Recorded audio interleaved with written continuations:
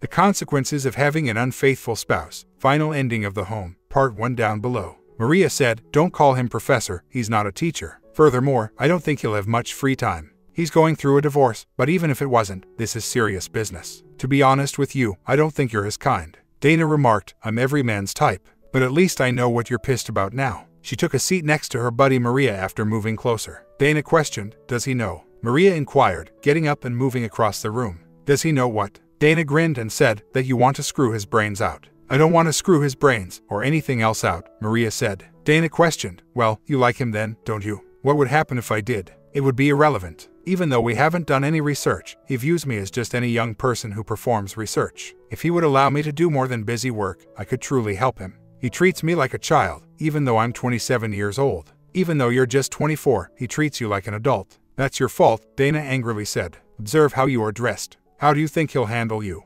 "Maria, he is constantly surrounded by attractive ladies. Although she's probably close to 40, his ex is still lovely. He is friends with Mrs. Reinhardt. You and that woman are both frighteningly attractive, but you should come out of hiding and join the fray." Maria started, "I dress this way too." "Yes, I am aware of that," Dana cut in. "To ensure that people respect you as a historian and teacher and to keep the wolves at bay." The speech is the 200th time I've heard it. Your force field is your spectacles and dowdy attire. Your force field, however, has the drawback of keeping everyone out, including those you want to let in. I believe you ought to disable the force field and inquire as to whether he is personally motivated to keep the wrong individuals at bay. However, Maria remarked. Dana remarked, "Look, Maria, I'm your friend. I shall be forever. I'll thus let the man alone. I can't, however, guarantee that the other ladies in this group will. That seedy motel he sleeps at has a wide variety of ladies who are presumably interested in him. Someone will quickly pick him up if you don't tell him that you are too. You'll be more ashamed of yourself than his foolish spouse is." Robert pounded on the door of the villa. He answered, "Stacy, let me in. We need to talk." Stacy proceeded to open the door and peered through the glass. She started to move away as soon as she noticed Robert. She wrenched open the door as he pounded on it once again. She shouted, "What the hell do you want? What more do you need when you've already ruined my life?" "Stacy, I didn't ruin yours. Together, we ruined our lives. Therefore, we must cooperate in order to remedy them." "How?" Stacy inquired. "Leave that to me," Robert said. "Just be ready to do whatever I tell you to, exactly when I tell you." A few hours later, Aaron was singing a song at the Hangdog with Maria and Dana. The audience began yelling for him to perform Hangdog Hotel as soon as he concluded the song. Dana was shocked since she had never heard the song before, but Maria had. During the first verse, she and Maria conversed, but in the chorus, a woman seated nearby shushed them. Aaron sung, "I believe in magic, a little monkey shine. But the kind of hoe I can really row is playing a tune on time." "It's not bad," Dana remarked. "He'll be able to sing your 5 kids to sleep." Dana questioned, "You're not going to have kids with him?" "We're not stopping at 5, Maria grinned. Stacy, 2 tables over, scowled. Robert questioned, "Don't tell me you're jealous of the lumpy woman." With their heads lowered in the hopes that no one would see them, they were both sporting hats. Stacy angrily said, "I'm envious of everyone who wants to take what's mine. That little whore is not having anything to do with Aaron. And whatever your idea is, it had better work. With a few good friends and neighbors in to play the nighttime tunes," Aaron said. The audience began to sing along as he paused. "So pass the jar and that old guitar in this Hangdog Hotel room." While Aaron made his way through the throng to reach Maria's table, they were all laughing and enjoying themselves well. Maria questioned, "Aaron, don't you trust me?" "Of course," he responded, seeming perplexed. "What makes you think that I don't?" "Well, you haven't told me where we're going to dive," she said. "That makes it seem like you don't trust me." "I don't know where we're going yet," he said, "but we'll do so shortly." "Did you not hear the music, particularly the section about magic?" Maria remarked, "That's another thing. When was the song written by you? And why is there so much discussion about magic? Alina Reinhardt and I both know that I'm getting quite tired of magic." Aaron chuckled. A deep and rich chuckle tore through him from the bottom of his being. It caused everyone in his immediate vicinity to chuckle as well. But it brought tears to the eyes of Stacy, who was close to him. Given how much pain she was in, how could her spouse be laughing? She felt like approaching him and pleading with him to give her back. Aaron didn't realize they were gone from the table until Robert had guided them away. "I didn't write the song," Aaron declared. "It is a song by Gordon Lightfoot. I believe the man who opened the hotel in the first place was an admirer of Gordon Lightfoot.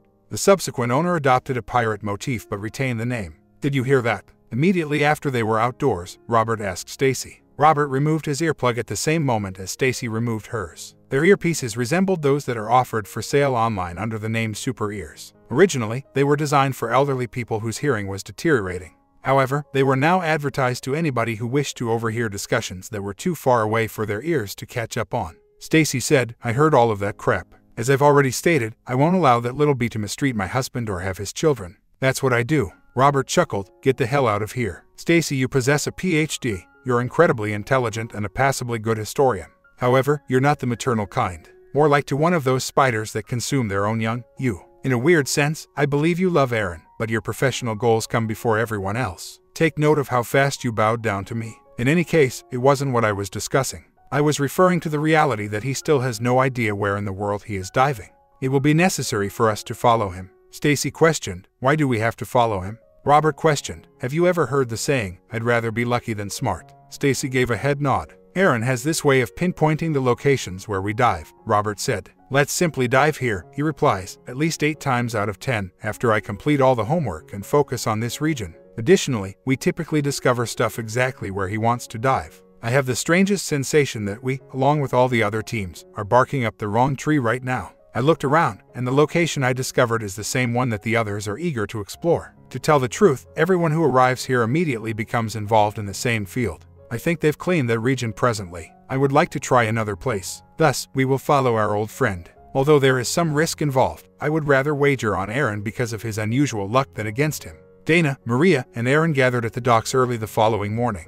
Aaron met Sandra, Jared, Jordan, Mike, and Steve through Maria. Sandra would be in charge of maintaining the project's records. Aaron would be diving with Jared and Jordan. Steve would take care of maintaining all of the computers and equipment, while Mike would keep an eye on the divers and the site's electronic equipment. Even though it was still very early in the morning, the bright Greek sun shone down on them as they boarded the boat. Dana and Sandra were dressed in swimwear with cargo shorts tucked in. Each boy had on swim trunks and a t-shirt. Maria, in her long skirt and baggy hoodie, had begun to bake. 3 pairs of binoculars were aimed on Aaron's boat across the street. Robert responded, follow them when they leave, Captain. Observe those limbs, said the captain. He looked across at Robert. You'd better hope they don't see us, remarked the man. Robert questioned, why? He made a wise boat choice. One of the quickest boats in this area is the Seahorse. The captain remarked, she has more than double our horsepower and thrust, while being smaller and lighter than us. He may very simply abandon us in the shower if he spots us. He can hide on any one of the hundreds of little islands in this area, and he can swim through shallow water that is unsafe for us. Robert only nodded as he continued to observe through the binoculars. With a curse in her voice, Stacy observed the sight from the deck of the Seahorse. That little bee, she angrily said. Holy shit, I let her go, said Robert. Sandra and Dana were waiting to set sail on the Seahorse after taking off their shorts and tanning on the deck. A few members of the archaeological team and the boat's crew were ogling the women. Sailors seldom have the opportunity to glimpse attractive young ladies' bodies. Aaron found himself compelled to see. As soon as Maria noticed his gaze, she went below deck. So she made the decision to put out fire with fire. Aaron nearly went overboard when she reappeared and said the captain needed him. The drastic difference between Maria's typical appearance and her recent decision to wear her long hair down was striking. Her stunning eyes were seen as she removed her glasses and put on her contacts. She had dabbed on some eye and lipstick makeup. The only noticeable difference in her appearance was the little bikini she was sporting, which was identical to the ones worn by the other women. Maria had an incredible physique. It became clear why she rarely wore apparel with a low cut. She would never be taken seriously by anyone. Her rounded hips and taut, tiny waist were equally appealing. But as she turned to leave him, she would see that Aaron couldn't seem to keep his eyes off her ass. She would save that information for later use. Aaron responded, coming, observing her as she made her way to the bridge. Her walking jiggle was captivating. Are you now? Maria inquired. Aaron nearly stumbled once again. Walking near the bridge, Maria put her arm in his. At his touch, she felt a twinge of pleasure and concluded that, for once, it was worth wearing and behaving this way. Stacy dropped her binoculars onto the deck, breaking one of the lenses and bending the frame. She said, I'm going to kill that little bee. Well, now we know why those baggy sweatshirts were so lumpy, Robert replied. Do you think they're real? Stacy just let out a frustrated yell. Robert remarked, Captain, you know what to do, and he went below deck. Robert emerged from sight and produced a tiny sat phone. He whispered into it gently, then went back to the deck. Taking out a chart, he instructed the captain to head to a given set of coordinates. Stacy submerged herself and remained there. She was not fond of the way the captain and crew were looking at her, particularly after they had used the binoculars to observe the women on Aaron's boat. She missed her spouse more than before. She sincerely hoped Robert's scheme would work to bring them back together. The boat lifted off with a sharp lurch, and based on how everything was rattling and trembling and how the waves were moving, Stacy was confident they were moving quickly. She went out of the shared cabin with Robert and searched the deck for him. He was standing by the rail when she turned to look at him. When Stacy got closer, Robert glanced up and grinned. Stacy, I'll be getting in touch with a buddy of mine shortly. He'll refer to me as our mutual friend, so you'll know it's him. How is your swimming? He inquired. Not very well, she said, unsure of the topic he was referring to. Robert made a motion toward a crew member. He spoke something to the man in a whisper, and he quickly departed. A few seconds later, he returned carrying a clearly worn-out life jacket that had been devoured by a moth. Robert questioned, "Is this the best you have?" "That's right," the man said. "Those are not items we use. Only a small number of them are kept on hand for inspections. You really ought to put this on, Stace. It's almost showtime. Our mutual friend says they're on their way, and their boat is much faster than this tub," Robert said. "And never forget that we are partners. If you become content, turn on me. I'll inform him of everything that happened right away. We're all losers if I lose." Stacy said, "Robert, what the hell are you babbling about?" Robert grinned and said, "Your husband is on his way to pick you up. He simply isn't aware of it yet. But never forget that we're all in this together." "Robert, I heard you the first time." "I'm not a moron," Stacy said. She exclaimed, "What do you mean Aaron is on his way to pick me up?" "Observe closely, you'll notice," Robert grinned. "And you must be taken aback. It will give the entire scene a more authentic feel." The ship began to slow toward an island that appeared to be abandoned. There was no visible life, and there was no greenery. It seemed like nothing more than a boulder that had pushed its way upward out of the sea during one of the regular earthquakes that occur in the area. The ship's sole motion was rising and falling with the waves once it let go of its anchor. A few minutes later, Robert's pocket phone began to ring. "I didn't know cell phones worked this far out," said Stacy. "They don't," Robert remarked. He then called out to the captain. "Get the anchor up, we're going to be pulling out soon." The sound of a motor clanking informed Stacy that the anchor was about to rise again. Robert screamed, "Everyone in their right places." Stacy was clueless about what was happening. Robert shouted, "We only get one shot at this, so if anyone screw this up there won't be a bonus coming." Stacy was unable to decipher what was happening. The members of the shady crew appeared to be standing still. They were not acting in any way. However, Robert wasn't either. He was only observing the ocean. Abruptly, she saw a boat approaching from a distance. Reaching for her binoculars, she realized she had broken them earlier. She then took Robert's from his grasp. Aaron was on the boat that was coming at them. Robert said, "Can you see the boat?" "With it just barely," Stacy replied. "That means that they can see us, but the sun is in their eyes so they won't be able to make anything out for a few minutes," Robert explained. He got to his feet and pretended to stretch before hitting a tennis stroke. After that, he stood up straight and turned to face the approaching boat. "I need to time this perfectly." He was about to be asked what in the world he was talking about by Stacy. Her costume cost a lot of money. The life jacket was starting to smell bad and was already crushing and deforming it. She didn't want him to carelessly squirt her with water. So that she might have changed, he ought to have warned her that they would be splashing water. "Action!" Robert cried out. All of a sudden, the crew was screaming and yelling. They were pounding pots and pans, and a brawl had started on deck. The other boat was just far enough away that, even without the binoculars, Stacy could make out individuals on its deck. Then she believed she spotted a figure pointing at this ship from their deck. Leaning over the railing, she attempted to identify the person, but was unable to do so. The boat she was aboard began to move quickly all of a sudden. But it was the least of her worries. She was bumped by Robert, who had been standing close to her. She stumbled and staggered dangerously close to a part of the deck without a safety rail. She said, "Watch it, I almost lost my balance." Robert responded, "Almost," and he gave her another shove. Stacy failed to hold on this time. She tumbled down the edge and into the ocean. Even though it didn't seem good, the life jacket made her splutter toward the surface. She began to scream as soon as she was able to catch her breath. "Robert, you son of a bee," she bellowed loudly. However, it was already too late. The boat was pulling quickly away from her. Now the second boat was coming at her. She gave it a wave. The seahorse arrived to her in around 3 minutes. The young fool on the deck inquired, "Do you need help?" "No, I'm just going to pull a ship out of my bottom and float to safety," said Stacy. "Of course I need help." The man remarked, "Oh, I kind of wanted to see that." All Stacy did was scowl at him. They grabbed a harness, tossed it to her, and used it to hoist her into the ship. Aaron left as soon as she boarded the ship. There were 2 girls and the young man who initially saw her. One of them appeared quite amiable as they grinned. Maria Claridge was the other one. Stacy was taken aback by Maria's increased beauty. Even though the woman was little in stature, her front was amazing, which immediately put Stacy at a disadvantage. She had considered augmenting hers frequently, but Aaron detested artificial bodies. Even though Maria's legs were small, they were well defined, with just enough muscle to be seen without being too bulky or muscular. She also had a lovely bubble bottom and a little waist. The thing that concerned Stacy the most was how attractive the woman seemed without her spectacles. It appeared as though the girl had made an effort to hide her identity when they had first met. Maria looked up at the boy. Mr. Anderson instructs her to take her to the empty room close to the crew's quarters below deck. She ordered him, "Move a chair and a cot in there and make her comfortable, but keep her out of the way." He questioned, "Why do I have to do it?" Maria turned to walk away, saying, "You fished her out of the sea, so she's your problem." Maria went to the bridge with Aaron and the captain. In a little while, Stacy and the young man who had saved her were also present. Aaron had to acknowledge that having to look at Stacy hurt. To him, she was just as stunning as the day he married her. There seemed to be a conversation going on between her and the young man. However, Aaron found it difficult to look at anyone but his new assistant or his ex-wife. He had developed feelings for Maria in a matter of days, but he had spent so much time with Stacy. However, despite his love for Stacy, he detested what she had done to them. At times, it was necessary to simply move on. Stacy exclaimed, "Thank you, Aaron, honey, for saving me. We need to talk." Aaron saw that Maria stepped in between the two of them as Stacy approached him. Aaron remarked, "It wasn't me who saved you, Stacy. That person over there was it. I would have abandoned you to perish. Someone else would have taken you out if he hadn't, I'm sure. Although it's against the unwritten law to abandon people in the water, I would have most likely broken it in this instance," he remarked. "Now if that's all, we're having an important meeting." He expected the young man to take her below as he glanced at him. However, he seemed to want to stay for some reason. He pointed at Stacy and said, "Mr. Anderson, I need to talk to you about this. She knows how to get below, so I'll wait for you guys to get done talking."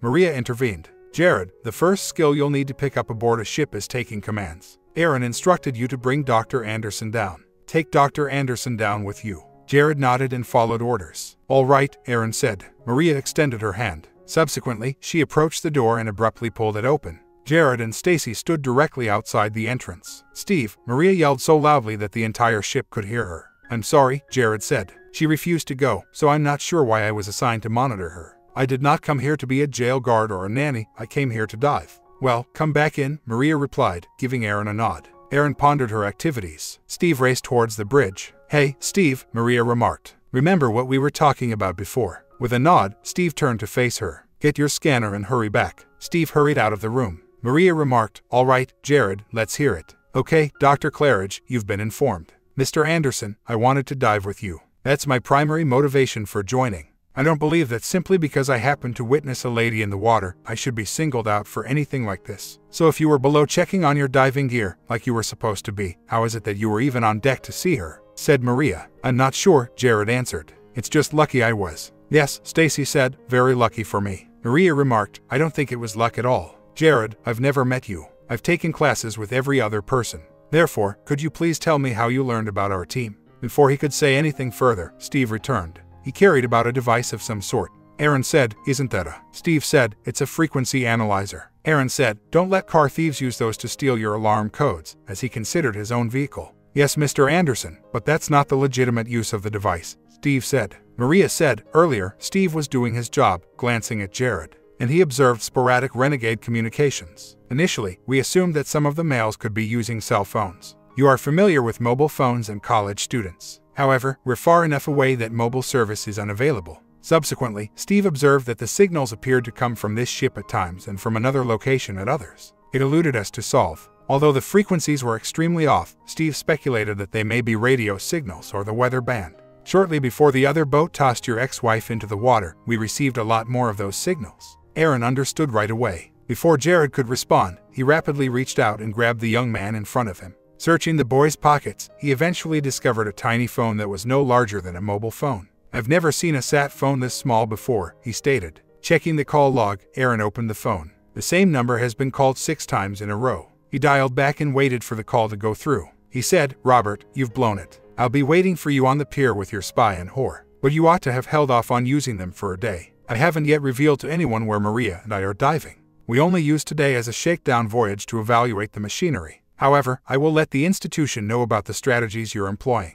Next, he unscrewed the phone's back cover and took out the battery. "Mr. Anderson, it wasn't my fault," Jared whimpered. Dr. Thompson threatened to. "Keep it," Aaron commanded. "Go below and take her with you." He shook his head, taking another glance at Stacy. "Aaron, I'd have done anything for a chance to get close to you again," replied Stacy. "We've been a couple for far too long to allow a minor issue to separate us. We must have a conversation. Stacy, it's getting easier to live without you every time I see you. Get yourself a lawyer if you wish to discuss. Make him get in touch with my lawyer so we can discuss at the settlement conferences. Other than that, I'm not interested in talking to you. I'm going on with my life because you've made it very obvious where you stand on me and our marriage," Aaron remarked. "Aaron, that is not going to happen," Stacy angrily said. "I am aware that I made a huge error, a huge one, indeed. I shouldn't have placed other things, like my profession, ahead of us. I now regret doing it. But I will not give up on us, not in a million years. And the likelihood of me allowing Dr. Titus to abduct my hubby from over there is considerably lower. I didn't have to steal him, you wrinkled old fossil," Maria said.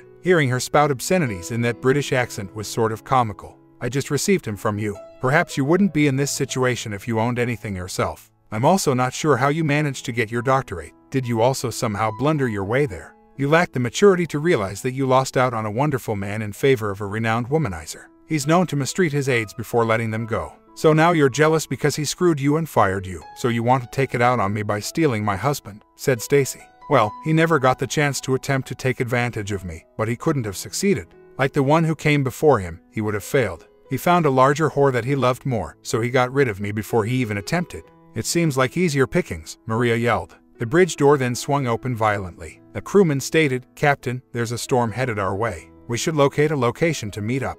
We have no possibility of escaping it. The engines of the boat accelerated, causing it to move across the water at a quicker pace than before. Aaron and the captain leafed through the maps, looking for an island or a quiet harbor where the storm's wrath wouldn't be as severe. On the chart, Aaron indicated an island that was somewhat near to their previous location. The captain responded, I should have thought of that myself. However, a majority of the local fishermen avoid going near that island. It's said that strange occurrences occur there. Any port in a storm, Aaron jokingly said. Every minute that went by appeared to witness the waves getting bigger. All of a sudden, Aaron realized that Maria was pressing up against him and holding his hand. Stacy, who was still standing there, saw it as he looked down and grinned. She said nothing, only giving them each a fierce gaze. Maria, you've never been on a boat during a storm before, have you? Said Aaron. She mutely remarked, to be honest, I've never been on a boat before. Don't worry, we'll be all right. Aaron reassured him, I'll make sure nothing bad happens to you. Maybe you should save some of that reassurance for your wife, said Stacy. The one you swore to forsake all others for. I take it that you're not referring to the same ex-wife who cheated on my ex-best friend.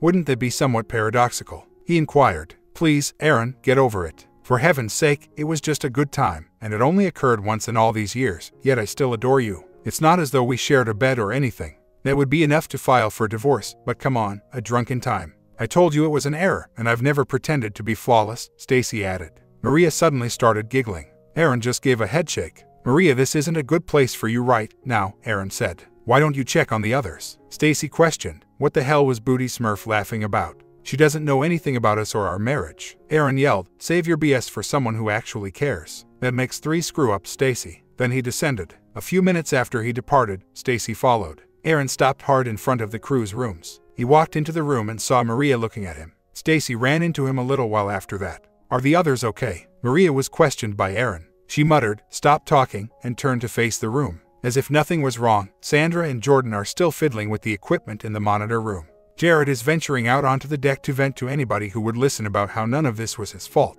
He's eager to speak with you. As you can see, Dana, Steve, and Mike are somewhat busy. Aaron took in his breath as he glanced inside the little room and watched the young woman acting inappropriately. But isn't it kind of weird for her to be doing it with both of them? Said Maria. At that moment, Aaron saw that Maria lacked expertise in things of the body, even though she was well into her 20s. Aaron responded softly, we'll discuss about something like that later. I hope it's just a conversation, said Stacy, standing behind them. Apologies, Stace, Aaron replied. Do we obstruct your path? Did you wish to enter there as well? Aaron, since the day we got married, no one has slept me, except you, said Stacy. Aaron said, meeting Stacy's gaze. Stacy questioned, for what? Why can't we simply go somewhere and speak, Aaron? We can definitely figure this out. Oh no, Maria exclaimed. You cannot travel someplace by yourself. How can I be sure you won't attempt to sneak him aboard your broom and go off with him? Shouldn't you go somewhere and put at least some clothes on? Stacy said. First off, it's getting colder, and secondly, you're scaring all of the goddamned fish with those things. Maria remarked, I am a little chilly. Still, I'm intrigued.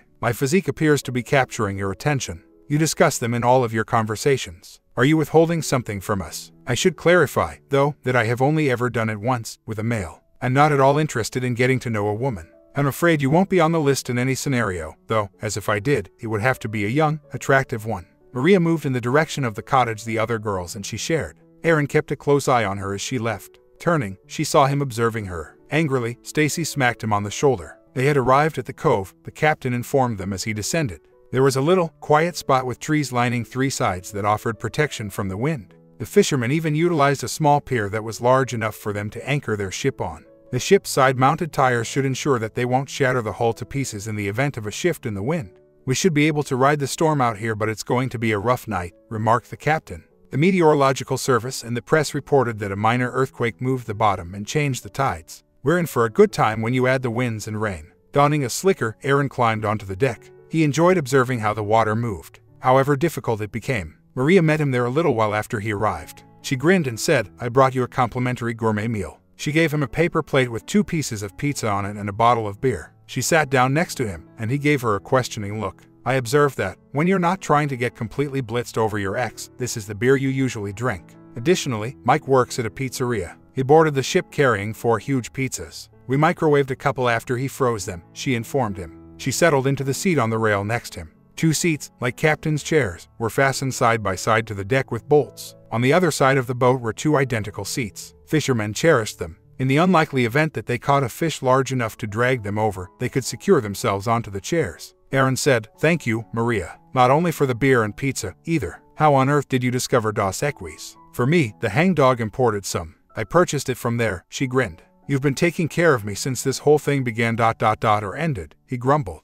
"I would have continued to attempt to kill myself with alcohol over Stacy if it weren't for you. Furthermore, when I saw her for the second time, if you hadn't been there." He stopped to collect himself and took a drink of his beer. "Well, I'm just glad you were there," he said. She said, "There's something you should know." "I know what you're going to say," he said. "And I'm going to do my hardest to survive any ruins we come upon and retrieve the finest items. And after that, I'll request that the dean award you the professorship." Stacy watched them from the corner, biting her lip fiercely to suppress a laugh. Stacy would be out of a job if Aaron awarded that little bee the professorship, which was quite likely given how much the dean and his nosy wife admired Aaron. It's possible that she may get work as an assistant, but that would be humiliating. That provided her with even more justification to make amends with her spouse. When she needed Robert, where in the world was he? She had believed that she and Robert were intelligent, but her spouse always seemed to be one step ahead of them or to be able to see through their tricks. Worst of all, his spy had been discovered. Thus, Robert was unable to ascertain what was happening.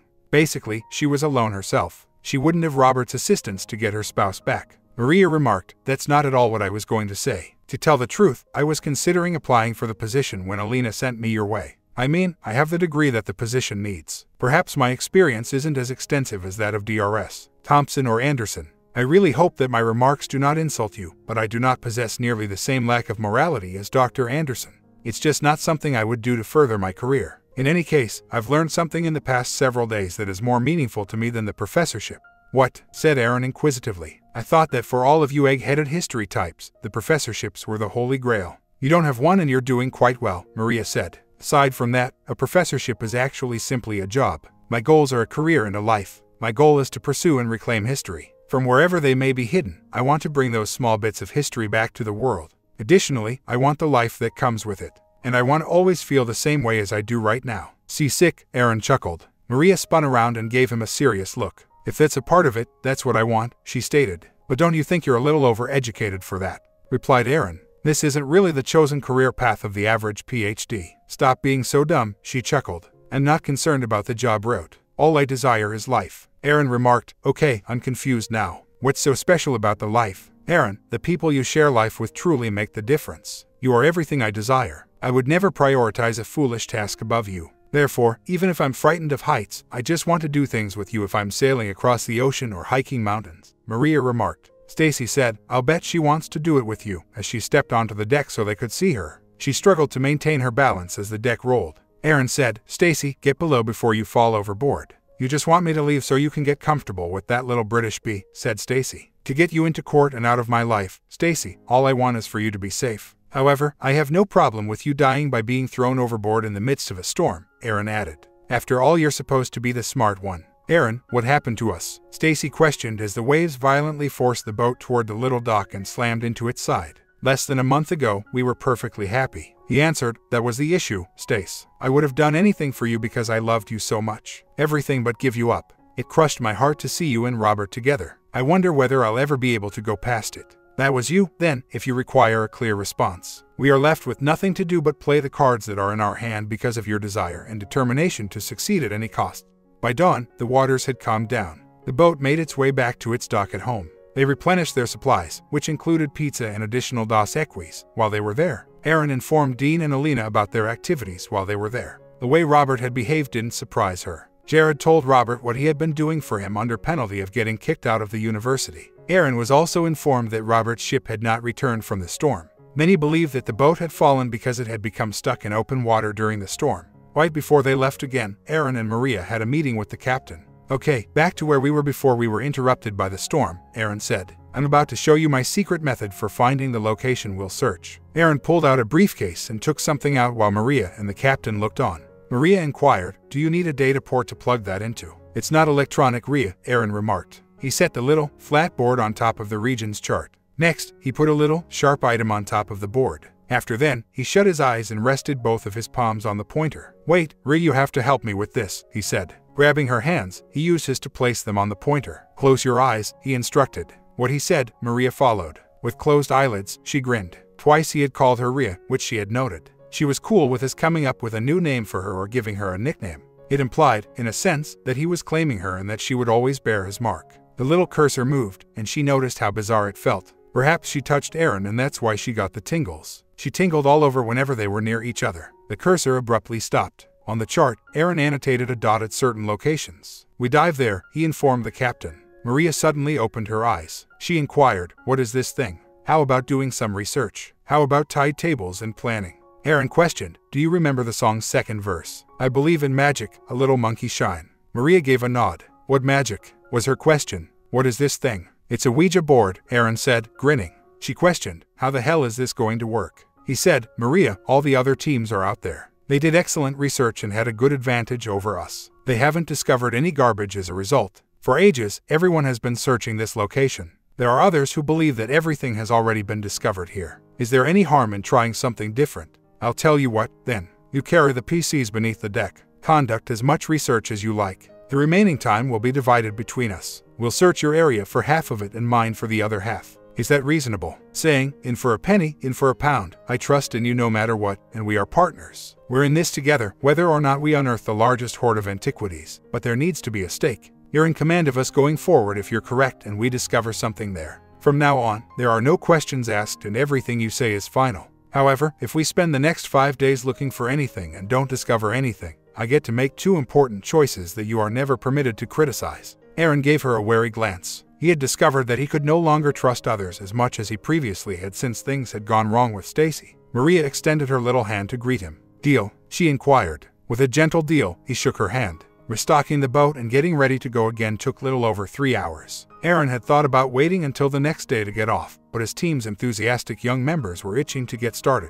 The sooner they started, the better, so he gave in to their demands. In fact, the storm had worked to their advantage. A few of the other teams who had set out ahead of them had suffered damage, experienced delays, or, in Robert's case, lost their boats. Aaron regretted not feeling worse about Robert. Since their childhood, the 2 men had been pals. He ought to have experienced something. In fact, he thought Robert had received his just desserts. Robert would be here with him right now if he hadn't become involved with Stacy. Otherwise, they would still be friends. If Stacy had initiated the relationship, Robert ought to have been wise enough to refuse. Thus, the company returned to sea in good cheer and with no spies on board. They were unaware that there was one more person aboard the boat than they had assumed. Aaron reclined on one of the fishing seats, which had turned become his favorite spot to unwind, while night fell over the ocean and the small boat made its way to the diving site's coordinates. The majority of the youths were playing cards and listening to music toward the rear, close to the diving platform. From just behind him came the words, beer and pizza. When Aaron looked up, he spotted Maria standing next to him with 2 plates and a few beer bottles. Wouldn't you rather be back there with your friends? Said Aaron. Maria grinned and said, nope, I'm right where I want to be. Furthermore, shouldn't we be having a conversation? In any case, I'm very certain Sandra and Jordan want to view a movie on the monitors that they downloaded illegally from the internet. Furthermore, I have a good feeling that Dana, Mike, and Steve will be rematching what we witnessed yesterday. She could even be considering inviting a few crew members to accompany them. I had no idea that she was a whore until after we became friends. Aaron chuckled. She's not a whore, Rhea. Maria said, oh, are you defending her? She doesn't require defense, Aaron said. There aren't any laws against what she does, and no one is getting hurt. Okay, so maybe I should go down there and join them then, said Maria, since she isn't being a whore and no one is getting hurt. No, you shouldn't, Aaron firmly stated, pulling Maria by the wrist to return to her chair. Maria questioned, why shouldn't I? After all, you don't really see much of a difference between Dana and myself. I am, in actuality, 3 years her senior. She is just 24 years old. I wouldn't be a whore either if she isn't. And none would sustain harm. Observe, Rhea. According to Aaron, a whore is a person who exchanges bonds for money or any other need or necessity. Dana isn't requesting payment from those folks in any way. Furthermore, nobody is being harmed since, as far as I know, she doesn't have a stable relationship. She's actually assisting the boys in unwinding. So, a good example of a whore then would be your ex-wife, right? replied Maria. I still don't see why it's a bad idea for me to go down there with them. Go now, Aaron angrily said. No one is stopping you. Slowly, Maria got up and turned to face Aaron. I might do so. Ultimately, if Dana is contributing to the men relaxation, they would be much more relaxed if she had assistance, especially considering that nobody in this place can conceive of an excuse for me not to depart. Aaron, you're quite intelligent. Are there any reasons you think I shouldn't? Reluctantly, Aaron crossed his arms across his chest. Can't think of a single reason why you shouldn't, he said. Enjoy yourself. As Maria stomped out, he sat back and took a gulp from his beer. Telling the sea, they're all whores, he muttered. Kick them all in. Not one of them is necessary for me. My car, a boat, and an object to hunt are all I need. You definitely told that little bee where you stand, Stacy said as she emerged from the shadows. Aaron said, what the hell are you doing on my boat, Stacy? We successfully landed you on land. We haven't even informed the institution about your involvement in Robert's small scheme as of yet, mostly because we were unsure of your precise role. However, stowing away aboard a boat will result in incarceration. Is that the person Robert has made you become? Are you now Dr. Convict, Ph.D.? Quietly, Stacy added, Robert didn't turn me into this, Aaron. Yes, you did. I still love you insanely, whether you can see it or not. I'm trying my hardest to fight for another opportunity, but the more I try, the more you push me away. You also have assistance. I'm starting to see how much my betrayal hurt you, Aaron, and I can now appreciate how much you must have loved me. You are blind to the fact that I still adore you, just as that young child is blind to the fact that I adore her. Aaron, she was really teasing you. She was determined not to fall. She only asked that you warn her not to leave. I'd bet you one of her enormous bras that she's not down there right now. She's probably sobbing uncontrollably someplace below deck. Aaron, that tiny girl listens to everything you say. She differs from me. She wouldn't likely make the decisions I did. But I wouldn't choose that option again if you offered me another opportunity. Aaron only gave Stacy a scowl as though her comments meant nothing to him. Aaron, do you know what it's like for a woman in my field? She inquired. Since I was 5 years old, I have attended school. Aaron, I know everyone enters school at that age, but I've just been finished for 3 years and I'm 38 now. I've been researching and working toward my objective for the last 3 years. Aaron said, Stacy, everyone has goals. What they're prepared to give up to acquire them is the only difference. In our situation, you forfeited our future, our marriage, and me in exchange for a seemingly little possibility. Stacy yelled, doesn't matter to you, Aaron. For many others, including me, it's their dream. Have you ever observed that half of the students refer to you as Professor Anderson while we are on campus? Aaron gave a nod. Just consider what it does to me. I know it annoys you. Aaron, I am aware of how hard you work at what you do. You love to go to places like jungles, mountains, and underwater scenes, thus you do so constantly. You become bored when we go to a lecture, but that's what I want to do. Though everyone believes that I'm Professor Anderson's wife, I've earned the right to be a professor. So I simply figured that if I can't beat him, I might as well join them after putting up with it for too long. It's funny since you welcomed me in with open arms. Robert was the one I needed to prove myself to. Honey, I wish you could understand how ideal this would have been for each and every one of us. You and Robert would join the staff as archaeologists, or hunters, as you prefer to call yourself, and I would obtain the professorship here. Aaron closed his mouth and exhaled. However, everything came to a head since Robert also wanted the position. Honey, I really needed to win him over. I thus began making every effort to persuade him to adopt my viewpoint. It may go unnoticed by you, but I didn't do it out of lack of love for you. I took action because I want our union, but as complete equals, similar to how Robert and you were. Nevertheless, I believe he now understands that you two were somewhat more equal than he initially believed. So, Aaron remarked to Stace, why didn't you just tell me what you wanted right away, if that was the truth? If I had talked to Robert, I'm certain I could have convinced him to accept it. Because I wanted to do something on my own, she said angrily. If my spouse has to let me in, what good is it for me to break into the guys' club? I never would have done it in a million years if I had known that one incident would result in our divorce. Aaron answered, yet you lie anyway. What lie? Stacy inquired. That's all it was, I swear. If you'll listen, I can even explain to you why I decided to give him a good time. Aaron gave a head nod. You don't really like them, so I gave him a good time. Didn't want nevertheless, it wouldn't be that horrible. People constantly speak about giving someone enough rope to hang themselves. You know, Stacy. Aaron said, I believe the rope has now sliced its way through your throat and your feet have stopped kicking. Stacy questioned, what do you mean, Aaron? Stacy, I was really upset over what you had done the first day Maria came to see me. Aside from murdering Robert, I really had no clue what I intended to do about it. That second day, after I had calmed down a little, Maria persuaded me to come talk to you. She asked me to go take care of business and see if we could work things out. She desired to work with the team as a researcher. She would have been either my or your assistant because Robert had dismissed her. Since I don't actually conduct research, it's probably yours. He gave her a grin and shrugged his shoulders. Stacy's jaw fell agape. Stacy questioned, she wanted you to talk to me. Aaron only gave a nod. Anyway, after arriving at the villa, I noticed you two dozing off on the living room couch before I even had a chance to open the door. However, you have misled me 3 times about what you and him done since then. In the house you and I shared, you slept him on the couch. And that too when you realized how deeply your initial betrayal had devastated me. After hurting me to that extent, how could you possibly love someone else as much as you say you do? You've even concocted another lie in an attempt to defend giving him a rough time since you say I don't like them. But the truth is, you've been sleeping with him the entire time. Don't you think that's nice too? Stacy looked so sad. Maybe it's just time for us to move on, Stace, Aaron said. We will never be able to go back. I could never trust you again after everything you did and all the lies you spoke. Just let's get a good, amicable divorce so we don't lose our mutual respect. She started, but Aaron responded, Stace, save it. There's no use beating a dead horse. Aaron glanced at his timer. He hadn't anticipated it to be so late. It had taken longer than he had anticipated for him to speak with his former wife. He descended to his room. Aaron was sharing a stateroom with the captain and his staff. The only person on board with a private cabin was Aaron. Until they arrived at the diving location, the captain and a few other crew members would remain at the helm. He would then go to sleep until they were prepared to part. Aaron went into the dimly lit cabin and took a seat at the edge of his bed. The mattress didn't move in the expected manner, and the bed appeared strange. Aaron removed his socks, boots, and jeans. There was a sigh just as he was ready to remove his shirt. He turned on the light and recoiled in shock. Whatever the hell, he cried out. Maria raised her arms above her head and yawned. She questioned, What are you yelling about? He said, What are you doing in my bed? You told me to go join them, the woman said in frustration. I decided to just sleep every man on the ship, and you're the last one. She tried covering herself with her arms, but it didn't work. Her arms were too little for it to be a practical obstacle. Aaron gave a headshake. It was evident to her that he didn't trust her. She attempted, Okay, you're the first one. Once more, he shook his head. She responded, Okay, you're the only one. But that's my final offer. Laughing, Aaron made his way into the bed. After shutting off the light, he covered himself with the blanket.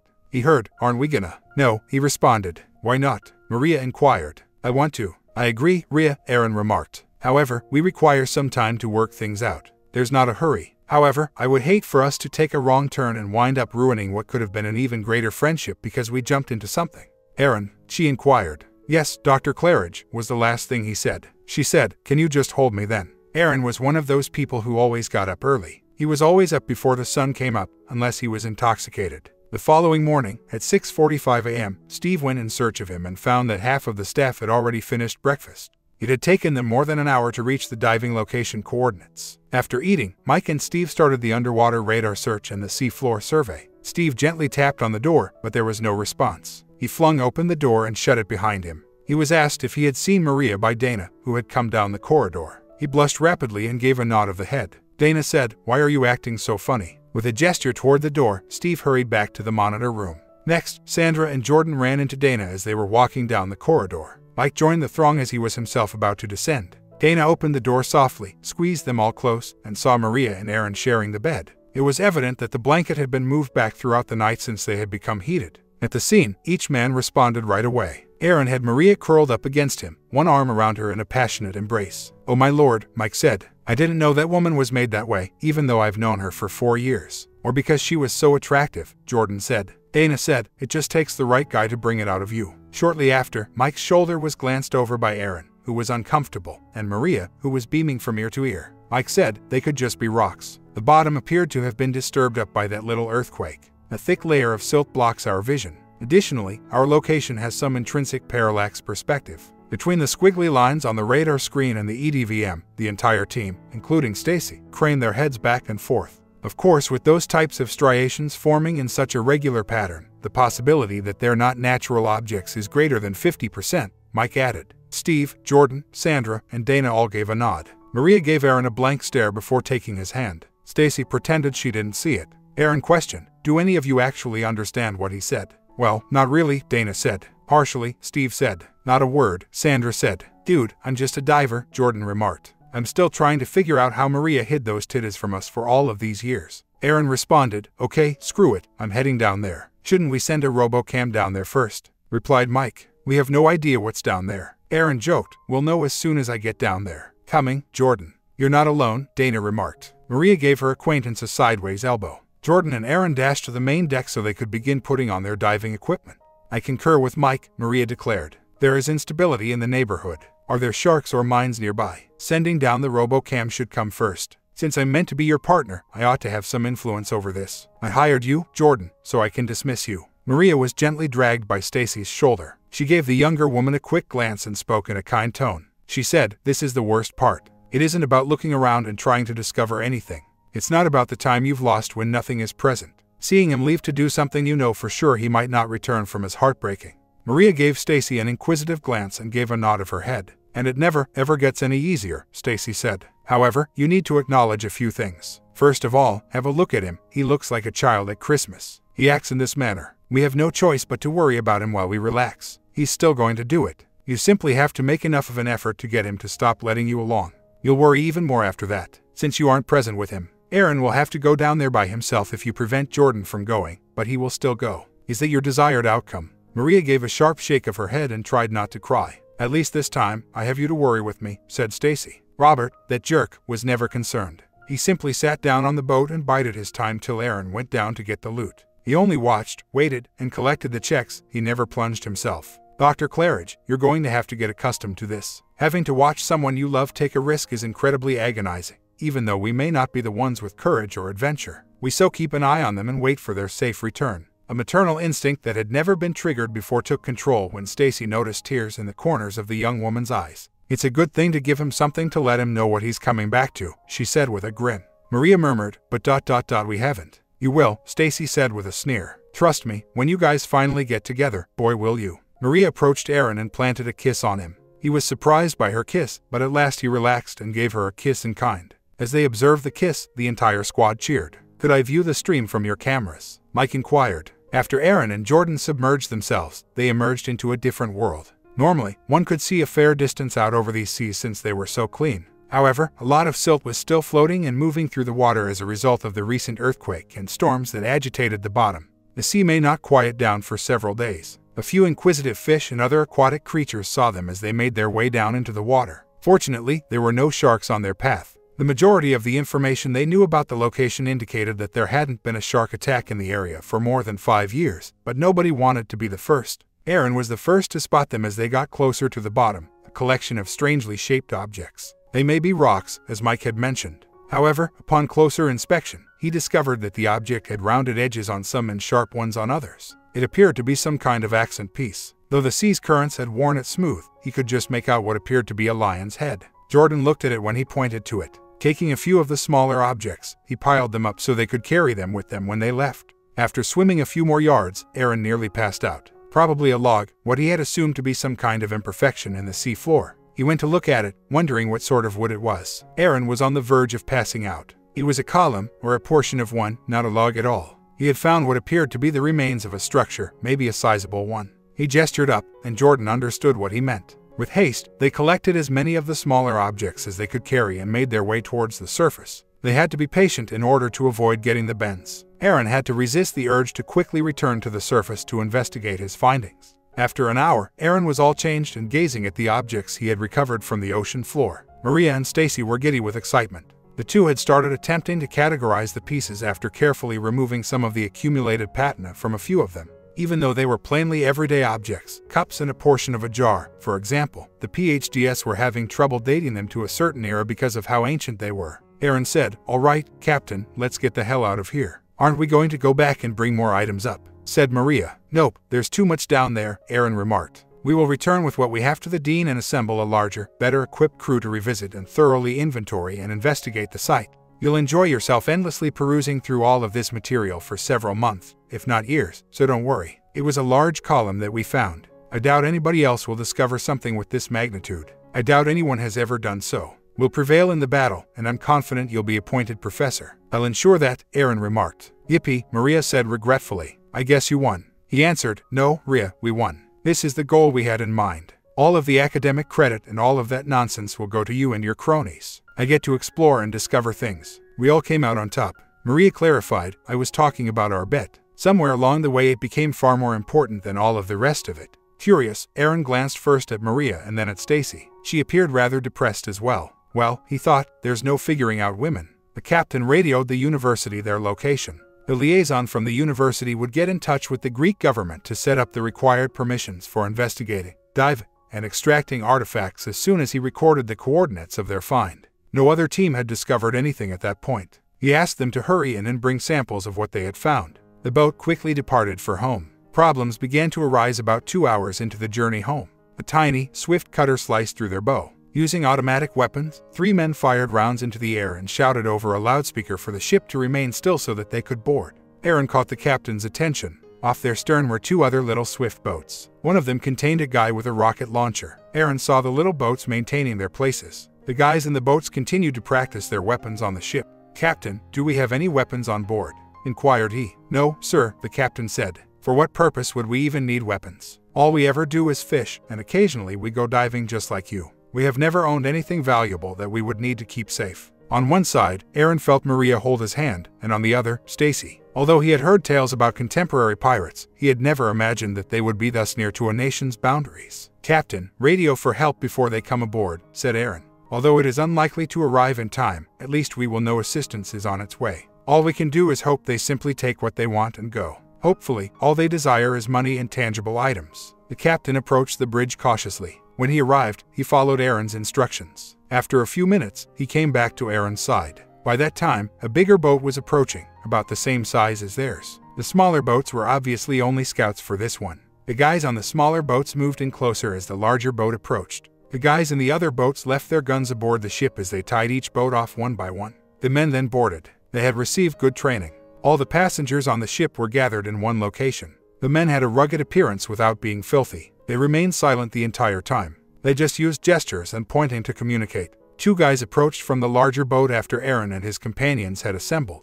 "Pirates," the captain spat angrily. "We're not pirates," said the head of the group. "We're privateers." Aaron questioned, "What exactly is the difference?" "If we were pirates," the man said at first, "after that, we would be out to hurt you, rape you, plunder you, and take everything from you. Ultimately, we would demand ransom for whatever remained." He gestured to Stacy and Maria, saying, "Those 2 would already be entertaining myself and my client. My team would circulate the other 2 women." After a few minutes of silence, he turned to face Aaron. He glanced at Aaron and said, "There's no need to say it, my friend. To do that, we would need to murder you. Despite the fact that you are outnumbered and unarmed, I can tell by the way your jaw is set that some of us would perish in the endeavor." Aaron gave a head nod. "In any case, because we're not pirates, our objectives and strategies differ slightly. You may consider us to be quite comparable to mercenaries. We contract out to a certain customer for a particular job. We are very professional and only inflict damage or death on those who truly need it. In a different situation, we may have remained friends." "I really doubt it," Aaron remarked. "My buddy, never say never." The guy spoke, clearly the mercenary's boss. "The world is a strange place where anything can happen and often does. Tell me, what would you do if necessary to protect that one?" Once more, he gestured toward Maria. "If she needed money for food or medication because she was ill or hurt? What would happen if you both had kids and were unable to find employment? In current economic climate, how would you provide for the people you care about?" Aaron, in spite of himself, nodded. "Well, a sensible man," the commander said, "and a practical one at that. As I already stated, we may have been friends in different circumstances. Regretfully, that man is not my present customer." Aaron was watching as his closest and oldest buddy boarded the ship. As Aaron saw Robert board, he became irritated. "Oh my God," Robert exclaimed. He turned to face the table with the smaller bits they had lifted from the bottom. "Nobody else has discovered trash. In addition to the squad I put with you, I have spies on the other 4. I knew that despite the claims that this region has been cleared out, you would still find something. I'm shocked that I let her go," he remarked, gesturing to Maria. "She must be brilliant as well as pretty." Stepping across the deck, he stood before Maria, who was leaning behind Aaron. When he extended his hand to touch Maria's face, she recoiled. With a swift flick of his fist, Aaron knocked Robert down. A few men leveled their rifles at him, but their captain signaled them to halt with a gesture of his hand. "If you touch her again, I'll hit you even harder, you trash," Aaron said. "Old buddy, I don't intend to injure her. Conversely, I plan to provide her with excellent care." "You see, I have to," Robert remarked. He approached Stacy and gave her an ass pat. "Hey, Stace," said. Stacy waved his hand. "Hello," she said abruptly. "Yes, I got it right," Robert said. He turned to face the mercenary's commander. "Although he is married to the tall, thin one, I told you. The child with the large chest is his favorite. You're going to take her. The remainder of my pals and I will remain on board the ship." Aaron said angrily, "What friends? You have no friends aboard this ship. You guys are my teammates." "That's right, Aaron. You see, we're all back together again, like a big happy family, since you and I have forgiven each other for what transpired at the gala. You're going to tell the university committee that, at the very least. We'll return, split the credit for whatever you've discovered, and I'll briefly be appointed professor. I'll even give you an assistantship and help you get the next professorship that becomes available." "Stacy," Naturally, I'll be leaving soon, so feel free to take mine.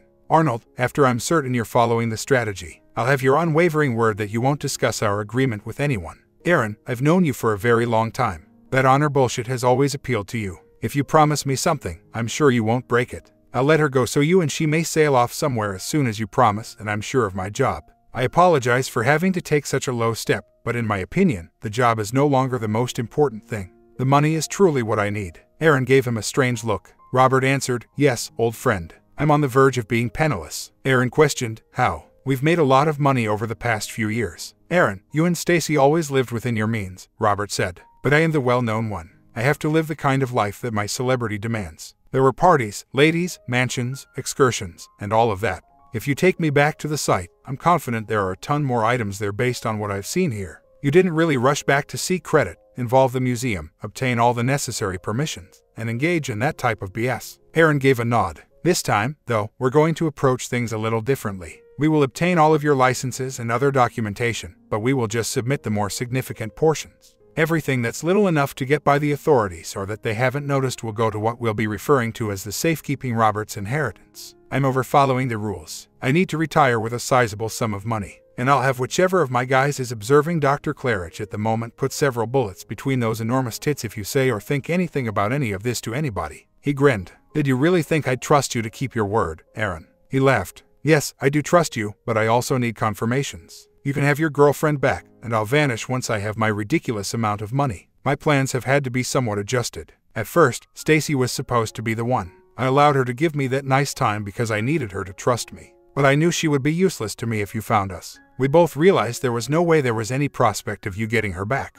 You placed too much emphasis on being truthful and honoring your word. As soon as her lips contacted mine, she was lost. Once you found out, she was pretty much useless to me, despite my best efforts to persuade her to take whatever action necessary to save your marriage. Now, this little one holds the key to both your heart and my future, stated Robert. I'd love to try this one out too, he said. However, we would have to start again if I did. Or would we? Robert extended his hand to Maria, but Aaron moved once again before Robert could respond. Robert was hit so hard on the side of the head that he collapsed to the deck and woke up with blood streaming from his face and an enlarged eye. This time, not a single one responded. Even though Robert was paying them, they showed him no respect. Robert, his lips glistening with blood, smiled. You'd better save your strength, old friend. For the next 2 weeks, you're going to be my little diving monkey if you want to keep that body safe. You won't like her condition when you get her back if you don't follow my instructions. He grinned while he sat there. Take her, he ordered the men's commander. Then he committed the biggest error of his life. Robert reached out to Maria once again. Like the majority of the males in attendance, he found it difficult to look away from them.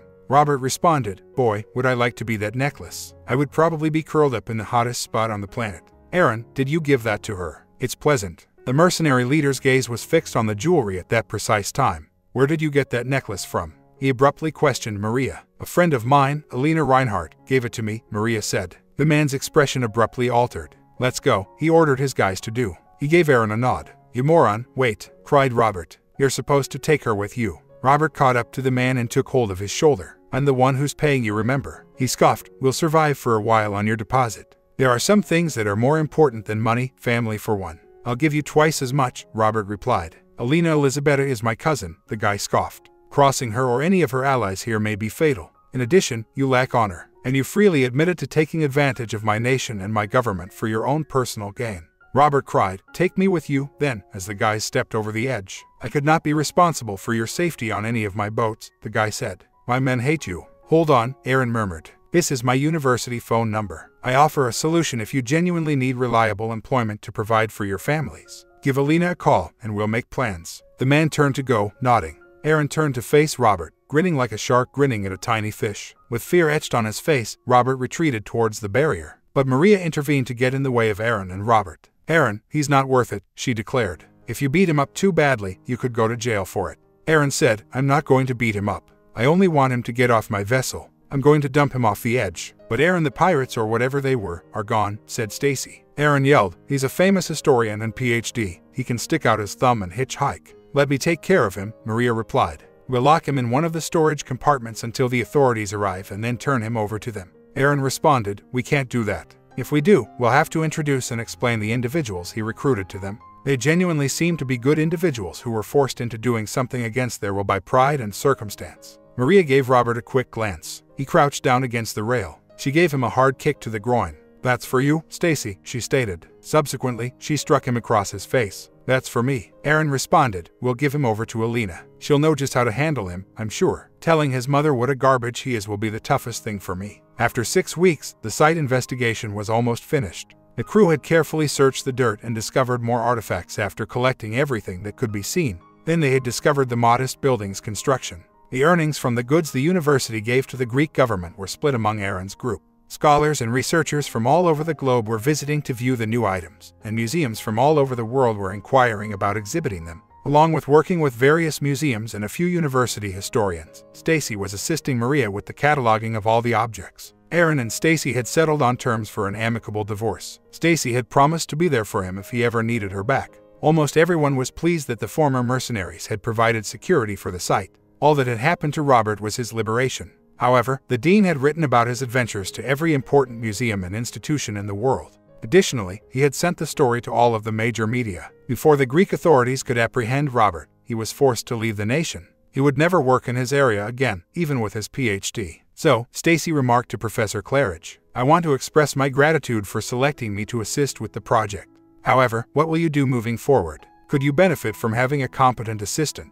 Not one who'd constantly be trying to steal my fiancé away from me at every turn," said Maria. "And you know you'd do that, because you still love him." "Totally," said Stacy. "I suppose I should go look for a job then. I enjoy being here, but I'll probably return to the States." Maria asked, "So why don't you stay here, Stacy?" "I'd love to have a friend here, even one who I have to watch every second and keep away from Aaron." Stacy said, What would I live on? My attractiveness. I promise never to act in such a manner again." "Would you consider a job as a professor at a certain university?" inquired Maria. Stacy said, "But that's your dream and your job." "An old dream," Maria uttered. "This one is new to me. Do you recall telling me how difficult it is to watch him act in the ways that he does?" Stacy gave a nod. "You'll need to adjust to it. I've always wanted to publish papers on the topics he discovers and give talks to audiences of guests." "You see, Stacy, that's where we're different," Maria said. "And that's why you're going to be the professor." Stacy just gave Maria a startled look. "You're going to let me have the job of a lifetime," she said. Maria nodded and grinned. "What are you going to do? Just stay home and have his babies?" said Stacy. "Maybe in a few years," Maria remarked. "However, I'm taking climbing and diving courses at the moment.